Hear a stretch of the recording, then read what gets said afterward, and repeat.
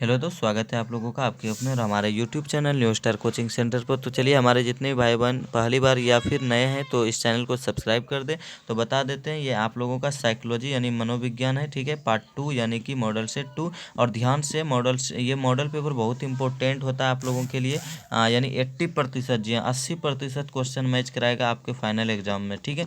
तो ध्यान से यानी कि देखते रहिएगा। तो चलिए लेकर चलते हैं आप लोगों को अब क्वेश्चन की ओर। तो चलिए पहला क्वेश्चन देखते हैं कि मनोवृत्ति, ध्यान से सुनिएगा, ठीक है। मनोवृत्ति अपरिवर्तन के द्विस्तरीय संप्रतत्व को किसने प्रस्तुत किया? तो इसका जो राइट आंसर वह हो जाएगा एस.एम. मोहसिन ने, ठीक है, याद रखिएगा क्या हो जाएगा, एस.एम. मोहसिन। अगला, टाइप ए प्रकार के व्यक्तित्व में इनमें से कौन सी विशेषता पाई जाती है? तो दोस्त इसका जो राइट आंसर वह हो जाएगा आप लोगों का डी यानी इनमें से सभी। दबाव संचार प्रशिक्षण विधि का विकास किसके द्वारा किया गया है? तो दोस्त इसका राइट आंसर हो जाएगा मिचेन बॉम। अगला, आक्रमण का मूल प्रवृत्ति सिद्धांत किसने प्रतिपादित किया? तो इसका जो राइट आंसर हुआ हो जाएगा फ्रायड, ठीक है। चलिए आगे चलते हैं, आप लोग ध्यान से सुनिएगा। बंडूरा ने सर्प दुर्भिति को दूर करने के लिए किस प्रविधि का उपयोग किया है? तो इसका जो राइट आंसर वह हो जाएगा आप लोगों का क्रमबद्ध व संवेदीकरण का। अगला, विचार परक घटक को किस नाम से जाना जाता है? तो इसका जो राइट आंसर वह हो जाएगा आप लोगों का संज्ञानात्मक।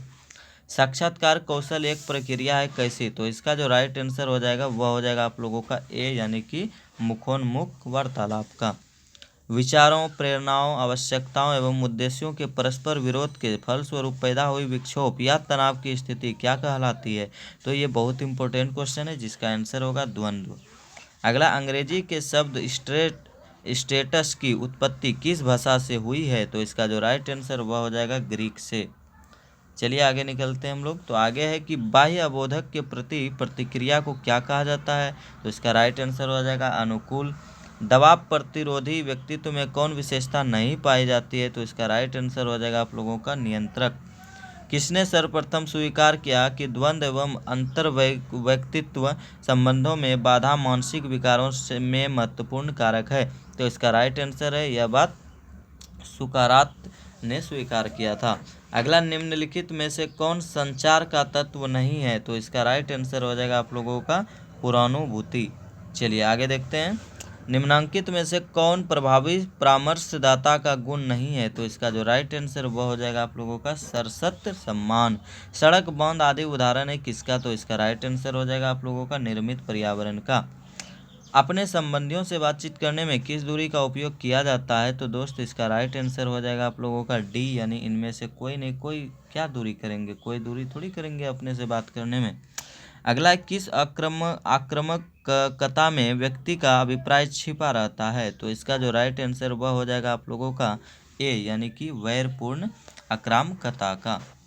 चलिए अगला है, व्यक्ति के जीवन में सफलता का कितना प्रतिशत संवेगात्मक बुद्धि से निर्धारित होता है? तो इसका जो राइट आंसर है दोस्त वह हो जाएगा लगभग 70 यानी 70%। रेवेन का प्रगतिशील मात्रिक परीक्षण है एक क्या कैसा परीक्षण है? तो इसका जो राइट आंसर वह हो जाएगा समूह परीक्षण।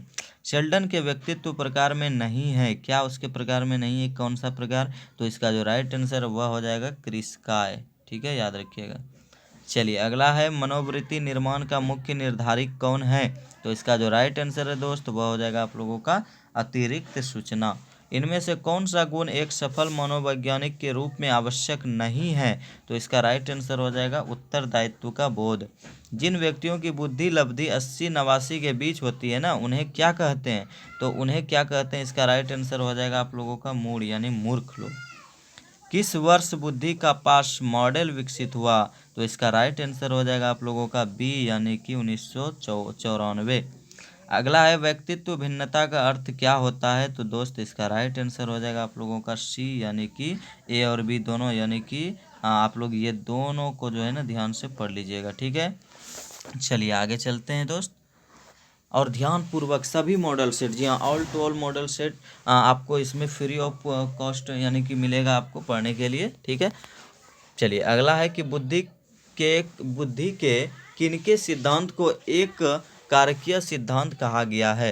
तो इसका जो राइट आंसर है वह हो जाएगा आप लोगों का सी यानी कि बीने। गार्डनर ने अभी तक कुल कितने प्रकार की बुद्धि का पहचान किया है? तो इसका जो राइट आंसर वह हो जाएगा 8 प्रकार के। तनाव प्रबंधन के लिए निम्न योजनाओं में कौन अधिक प्रभावी है? तो इसका जो राइट आंसर है दोस्त वह हो जाएगा संज्ञान में परिवर्तन। विचारों, प्रेरणाओं, आवश्यकताओं एवं उद्देश्यों के परस्पर विरोध के फलस्वरूप पैदा हुई तनाव का प्रकार क्या है? तो देखिए ये क्वेश्चन बहुत इंपॉर्टेंट है, ठीक है। तो इसका राइट आंसर हो जाएगा द्वंद्व। तनाव के धनात्मक पहलू है क्या? तो तनाव के धनात्मक पहलू क्या है? तो इसका जो राइट आंसर वह हो जाएगा आप लोगों का यूस्ट्रेस, ठीक है, याद रखिएगा। और ये 30 नंबर है, ना कि 20 नंबर। अगला है हंस सेली 1979 के अनुसार तनाव क्या है? तो इसका जो राइट आंसर है वह हो जाएगा आप लोगों का बी, यानी कि एक अविशिष्ट अनुक्रिया, ठीक है। और आप लोग ध्यान से मन लगा के पढ़िए, ठीक है, तभी अंक ज़्यादा से ज़्यादा ला सकिएगा। संवेगात्मक समायोजन का आशय क्या है? तो इसका राइट आंसर हो जाएगा आप लोगों का परिस्थिति के अनुसार अपना संवेग व्यक्त करना, ये राइट आंसर। और जितना भी इसमें आंसर होगा सभी राइट होगा, आप लोग ध्यान से पढ़िए मन लगा के। इनमें कौन असामान्यता के प्रकार नहीं है? तो ध्यान से सुनिए इस क्वेश्चन को। तो इसका राइट आंसर हो जाएगा अभियोजन की उपयुक्तता। अगला, इनमें कौन मन स्नायु विकृति नहीं है? तो इसका जो राइट आंसर है दोस्त वह हो जाएगा दुर्वृत्ति। अगला, इनमें कौन असामान्यता के जैविकीय कारण नहीं है? तो इसका राइट आंसर हो जाएगा आप लोगों का बी, यानी कि आरंभिक वंचन। अगला है, इनमें कौन मादक द्रव्य नहीं है? तो इसका जो राइट आंसर है वह हो जाएगा आप लोगों का बी, यानी कॉफ़ी, ठीक है। और बाकी सभी मादक में एक तरह से नशीला भी मान सकते हैं। चिंता विकृति को विकृति के किस श्रेणी में रखा जाता है? तो इसका जो राइट आंसर वह हो जाएगा आप लोगों का मनस्नायु विकृति। किसी विशिष्ट समूह के प्रति नकारात्मक अभिवृत्ति को क्या कहते हैं? तो इसका राइट आंसर हो जाएगा आप लोगों का सी, यानी कि पूर्वाग्रह। मनोवृत्तियों के निर्माण में सांस्कृतिक कारक की भूमिका पर बल दिया किसने? तो इसका जो राइट आंसर है वह हो जाएगा आप लोगों का मीड एवं बेनेडिक्ट ने। चलिए अगला है और आखिरी इस सेट का, रूढ़ि युक्ति का सर्वप्रथम प्रयोग किसने किया था? तो इसका राइट आंसर हो जाएगा आप लोगों का वाल्टर लिपमैन ने। उसके बाद इनमें से कौन रूढ़ि युक्ति की विशेषता नहीं है? तो इसका राइट आंसर हो जाएगा आप लोगों का डी, यानी स्थानापन्न या प्रतिनिधि मूलक शिक्षण। अगला है, स्वार्थ रहित मदद है क्या? तो इसका जो राइट आंसर है वह हो जाएगा आप लोगों का परोपकारिता, ठीक है। और स्वार्थ रहित होता है, दूसरे का मदद जब करना, स्वार्थ नहीं जिस व्यक्ति में होगा वही। तो चलिए ये मॉडल सेट 2 आप लोगों का समाप्त हुआ। तो आप लोग तीसरे मॉडल सेट के लिए वेट कीजिए। Good bye.